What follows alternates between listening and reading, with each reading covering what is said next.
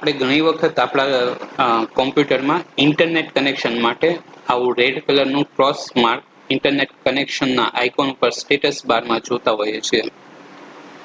તો આ એરર ફક્ત એવું ઇન્ડિકેટ કરવા માંગે છે કે તમારું કોમ્પ્યુટર નેટવર્કમાં નથી. નેટવર્કમાં કોઈ ઇશ્યુ છે કે નહીં એ અલગ વસ્તુ છે, પણ તમારું કોમ્પ્યુટર તમે ખુદ નેટવર્કમાં નથી.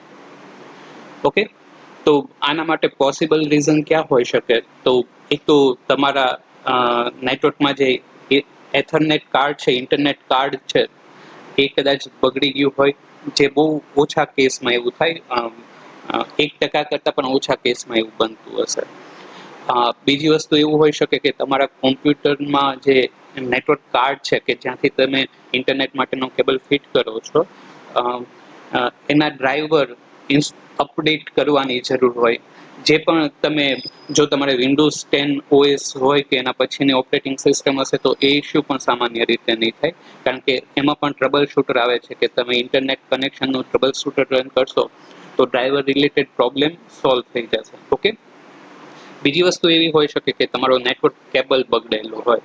ઓકે, અને એક વસ્તુ એવી પણ હોઈ શકે કે તમારો નેટવર્ક કેબલ તરત જે સ્વિચ કે રાઉટર સાથે જોડાયેલો છે એ રાઉટર બંધ હોય, અથવા તો એ સ્વિચ પોતે સ્વિચ ઓફ થયેલી હોય, અને એવું પણ બની શકે કે એ સ્વિચને તમે જે પોર્ટમાં તમારો કેબલ જે સ્વિચના જે પોર્ટમાં જાય છે એ પોર્ટ બગડેલો હોય એવું પણ બની શકે.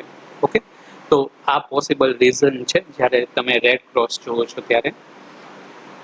આવો જ એક બીજું એરર તમને જોવા મળતી હશે, એ છે એક્સક્લેમેશન માર્ક્સની. લિમિટેડ કનેક્ટિવિટી દેખાડે છે. એ દેખાડે છે કે તમને જે સર્વિસ પ્રોવાઈડ કરે છે એ સર્વરમાં કોઈ ઇશ્યુ છે, તમે તમારા સર્વર સુધી પહોંચી નથી શકતા. તમે જે કોઈ સર્વિસ તમારા સર્વર પાસે માંગો છો, તમે જે ડોમેઇનમાં છો, તમે જે ઇન્ટરનેટ સર્વિસ પ્રોવાઈડર સાથે છો, તો એની સાથે ત્યાં જે તમને સર્વિસ પ્રોવાઈડ કરે છે ત્યાં સુધી કનેક્ટ થવામાં કોઈ ઇશ્યુ છે ત્યારે આવી તમને એરર જોવા મળે છે. તો એના પોસિબલ રીઝન એવા પણ હોઈ શકે કે તમારું કોમ્પ્યુટર ઘણી સ્વિચ કે રાઉટર થ્રુ તમારા સર્વિસ પ્રોવાઈડર સુધી અથવા તો તમારા સર્વર સુધી પહોંચતું હોય, તો બની શકે કે વચ્ચે લિંક કોઈ એક જગ્યાએ ખરાબ હોઈ શકે. તમારું કોમ્પ્યુટર જે સ્વિચ સાથે જોડાયેલું છે એ ખરાબ ન હોઈ શકે, તો એના પછીની સ્વિચ ખરાબ હોઈ શકે અથવા તો સ્વિચ બંધ હોઈ શકે. તો આવા રીઝનથી પણ યલો માર્કનું એક્સપ્લેનેશન આવતું હોય છે. પછી એવું પણ બની શકે કે તમારું કોમ્પ્યુટર જે સર્વર પાસેથી સર્વિસ લે છે એ સર્વર પોતે સ્વિચ ઓફ છે, પોતે ટર્ન ઓફ થયેલું છે. એક રીઝન એવું પણ હોઈ શકે કે તમારું સર્વર છે એમાં DHCP ની સર્વિસ, એટલે કે તમને IP અસાઇન કરવા માટે જે DHCP ની સર્વિસ એમાં ચાલુ થયેલી હોય તો એ સર્વિસ બંધ હોઈ શકે. તો આવા રીઝનથી તમને લિમિટેડ કનેક્ટિવિટી દેખાય છે. લિમિટેડ કનેક્ટિવિટી એવું કે છે કે તમારા કોમ્પ્યુટરમાં સામાન્ય રીતે કોઈ પ્રોબ્લેમ નથી, પણ તમે જેની પાસેથી સર્વિસ લો છો એમાં કોઈ પ્રોબ્લેમ છે. હા, ઘણી વખત એવું બને કે ભાઈ વારે ઘડીએ ઇન્ટરનેટ કનેક્ટિવિટી આવતી જતી રહેતી હોય, એટલે જે સર્વર છે એ આપણને IP એડ્રેસ આપણે જે જોતું હોય તો એ આપવામાં કોઈ પણ કારણોસર આપણને IP એડ્રેસ કે અસાઇન ન થતું હોય, તો ઘણી વખત એવું થાય કે આપણે જ્યારે આને અનેબલ કે ડિસેબલ કરીએ, આ ઇન્ટરનેટ કનેક્શનનો આઇકોન છે, તો અનેબલ કે ડિસેબલ કરીને તમે તમારી ફાઇલમાં જે એન્ટ્રી થયેલી હોય IP એડ્રેસને મેક માટેની, તો એ એન્ટ્રીમાં ફેરફાર થઈને પાછું એન્ટ્રીમાં ચેન્જ થઈને પાછું કદાચ તમારી કનેક્ટિવિટી આવી શકે.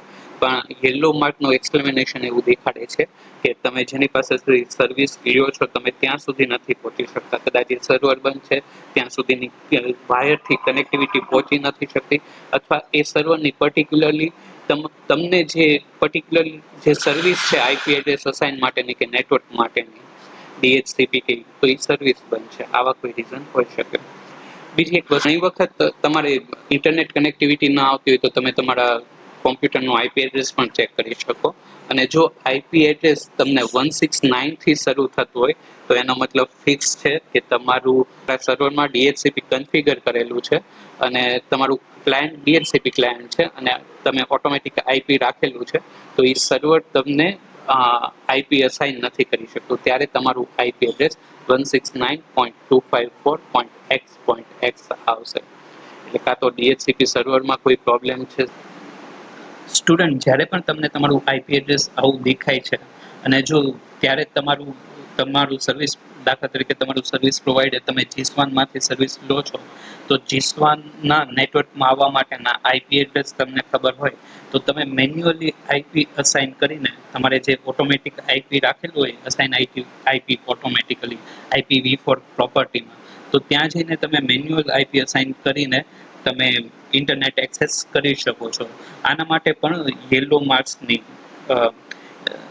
માર્ક્સની એક્સપ્લેનેશન સાઇન આવશે. જ્યારે આવું યેલો કલરનું એક્સપ્લેનેશન આવે છે ત્યારે જો તમને ખબર હોય કે જીસ્વાન છે એના નેટવર્કમાં આવવા માટેનું આઈપી એડ્રેસ આ છે, અથવા તો તમને તમારા કોમ્પ્યુટરમાં અગાઉ ડાયનામિકલી કે ઓટોમેટિકલી જે આઈપી અસાઇન થયેલા છે એમાંથી કોઈ યાદ હોય તો એ આઈપી તમે મેન્યુઅલી આપીને તમે એફર્ટ કરી શકો કે ઇન્ટરનેટ કનેક્શન ચાલુ થાય છે કે કેમ. તો બની શકે કે જ્યારે DHCP સર્વરમાં પ્રોબ્લેમ હોય તો આવી રીતે તમને આઈપી અસાઇન થઈ શકે છે. Okay, thank you.